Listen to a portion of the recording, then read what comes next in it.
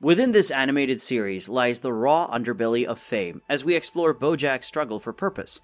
Comedy and tragedy blur as he battles self-sabotage, addiction, and a yearning for validation. Beneath his horse-like appearance lies a deeply human spirit, urging us to face our inner struggles. This emotional odyssey challenges our perception of happiness and success, delving into the essence of existence. So let's delve into the dark philosophy of Bojack Horseman and find out what's so special about the show that makes it stand out. The animated series, crafted by the genius mind of Raphael Bob Waksberg, talks about existentialism, morality, and the external quest for meaning. Bojack Horseman is a humanoid cartoon horse who used to be a superstar in the sitcom world of the 80s and 90s, but here's the twist: his life isn't all glitz and glamour. Instead, he's grappling with addiction and wrestling with uncomfortable truths about himself. The show takes us on a roller coaster ride of emotions, using hilarious one-liners and clever puns to balance absurdity and self-reflection. Sure, Bojack might seem like your run-of-the-mill happy-go-lucky cartoon on the surface, with its vibrant animation, talking animals, and Hollywood sheen. But don't be fooled. Beneath that cheerful facade lies a dark and downright depressing reality, and you know what? That's exactly what makes it all the more fitting. Bojack Horseman unapologetically exposes the ugly, narcissistic underbelly of Hollywood, which can be seen as a metaphor for existence itself. Think about it. Hollywood, with all its glitz and glam, serves as a deceptive mask, covering up the inherent meaninglessness of life, just like the industry's shallow facade hides its true nature. Our own daily lives often distract us from the profound lack of meaning in existence. This captivating idea, known as existential nihilism, lies at the very core of Bojack Horseman. It poses a mind-boggling question. If life truly lacks meaning, how exactly are we supposed to cope with that? Bojack's relentless pursuit of happiness and fulfillment in a world he perceives as inherently meaningless echoes Nietzsche's concept of the Übermensch, a superhuman figure who defies societal norms and creates their own values. Throughout the series, we witness Bojack challenging expectations and struggling with his own moral compass. He dances on the fine line between conformity and individuality, often engaging in self-destructive behavior. This guy is on a quest to become his own version of the Übermensch. But that's not all. Bojack's journey is riddled with internal struggles and conflicts surrounding his sense of identity. Nietzsche argues that the self is not a fixed entity, but rather a fluid construct that evolves over time. Shaped by his troubled past, failed relationships, and ceaseless search for validation, Bojack constantly questions who he truly is. And let's not forget about Nietzsche's scathing critique of traditional morality. He famously proclaimed God is dead, referring to the decline of religious values and the loss of a moral compass. In the world of Bojack Horseman, moral standards are a scarce commodity, leaving the character to grapple with ethical dilemmas and face the consequences of their actions. Bojack himself wrestles with guilt and remorse, continuously questioning the validity of moral judgments in a world where the lines between right and wrong seem blurred. Intriguingly, Bojack's self-destructive behavior mirrors Nietzsche's concept of eternal recurrence, where life repeats itself endlessly. As Bojack searches for purpose, he echoes Nietzsche's existential ideas, relentlessly questioning his existence and grappling with a sense of emptiness. His dynamic with Diane represents the profound clash between individualism and societal norms, capturing the philosophical tension that fuels the series. Here's a fascinating nugget. You might have noticed that Bojack's life is a never-ending series of distractions. Seriously, half the time the show doesn't even bother showing us what he's up to. But in the first episode, Bojack has a mild anxiety attack that lands him in the hospital. The doctor's diagnosis? He needs to take it easy. This raises a question often directed at celebrities: how can they not be happy when they seemingly have everything? Enter Blaise Pascal, a 17th century philosopher who is considered a precursor to existentialists. According to Pascal, when humans have too much time to think, they inevitably confront their own insignificance, leading to a serious case of the blues. As Pascal eloquently puts it, I have discovered that all the unhappiness of men arises from one single fact, that they cannot stay quietly in their own chamber. I have found that there is one very real reason, namely, the natural poverty of our feeble and mortal condition, so miserable that nothing can comfort us when we think of it closely. Pascal believed that humans possess a natural defense mechanism, a knack for distraction that helps keep those existential thoughts at bay.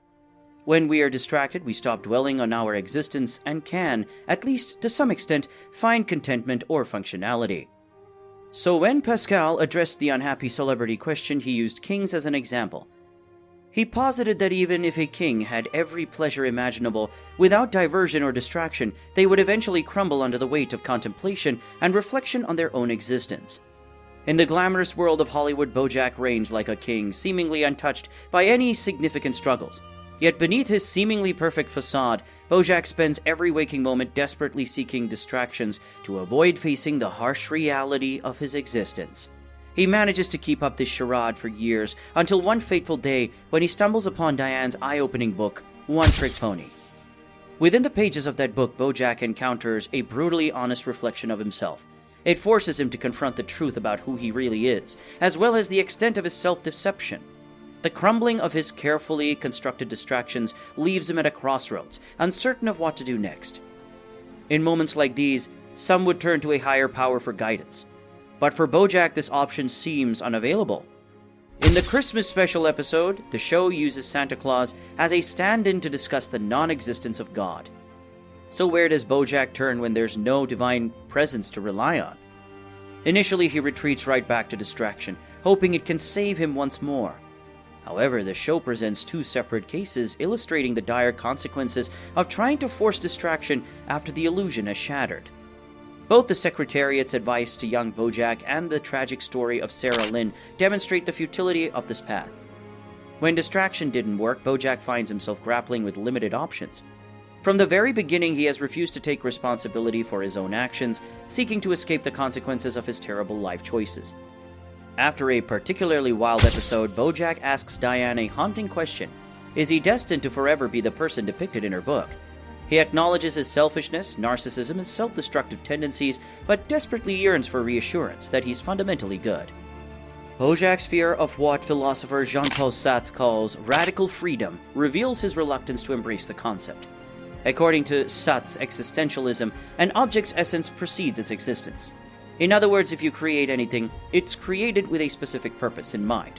However, for a human or even a horseman like Bojack, there's no inherent purpose or underlying essence.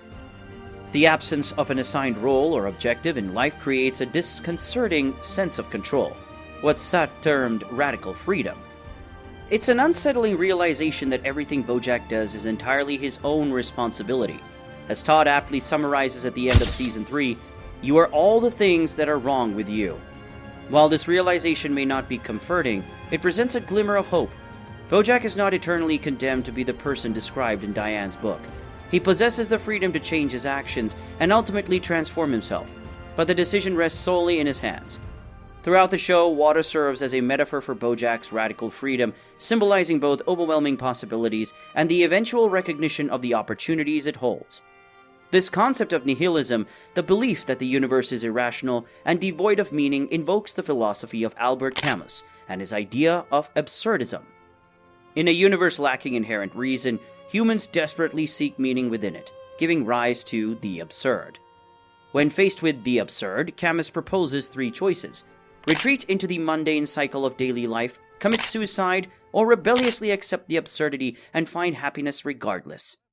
Camus illustrates this in his essay, The Myth of Sisyphus, where Sisyphus, condemned to forever push a rock uphill only to watch it roll back down, becomes the embodiment of the absurd hero. Despite the absurdity of his task, Sisyphus chooses to find happiness in defiance of his circumstances.